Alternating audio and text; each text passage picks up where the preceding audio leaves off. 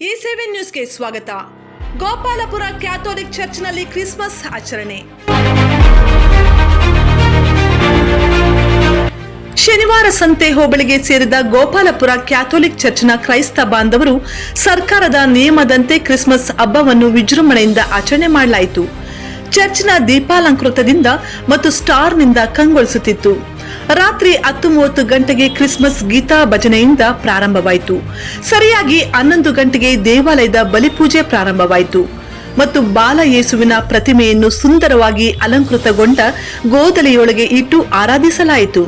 ಈ ಸಂದರ್ಭದಲ್ಲಿ church father Jacob ಕೊಳನೂರು ಮಾತನಾಡಿ, ಮೊದಲಿಗೆ ಕ್ರೈಸ್ತ ಬಾಂಧವರಿಗೆ ಕ್ರಿಸ್ಮಸ್ ಹಬ್ಬದ ಶುಭಾಶಯಗಳನ್ನು ತಿಳಿಸಿದರು. ಕೊರೋನಾ ಕಾಯಿಲೆಯಿಂದ ಯಾರಿಗೂ ಬಾಧಿಸದಂತೆ ಪ್ರಾರ್ಥಿಸಲಾಯಿತು. ಇನ್ನು ಮುಂದೆ ಕೊರೋನಾ ಕಾಯಿಲೆ ಯಾರಿಗೂ ತಗಲದಂತೆ ಪ್ರಾರ್ಥಿಸಲಾಯಿತು. ಇದೇ ಸಂದರ್ಭದಲ್ಲಿ ಎಲ್ಲಾ ಕ್ರೈಸ್ತ ಬಾಂಧವರಿಗೆ ಕೇಕ್ ಅನ್ನು ಹಂಚಿ ಕ್ರಿಸ್ಮಸ್ ಹಬ್ಬವನ್ನು ವಿಜೃಂಭಣೆಯಿಂದ ಆಚರಿಸಲಾಯಿತು. ಈ ಸಂದರ್ಭದಲ್ಲಿ ಫಾದರ್ ಜಾಕಬ್ ಕೊಳನೂರು ಮಾತನಾಡಿ, ನಾವು ಸರ್ಕಾರದ ನಿಯಮದಂತೆ ಕ್ರಿಸ್ಮಸ್ ಹಬ್ಬವನ್ನು ಆಚರಿಸಲಾಗುತ್ತಿದೆ ಮತ್ತು ಚರ್ಚ್ಗೆ ಬರುವ ಭಕ್ತಾದಿಗಳಿಗೆ ಕೈಗಳಿಗೆ ಸ್ಯಾನಿಟೈಸರ್ ಸಿಂಪಡಿಸಲಾಯಿತು.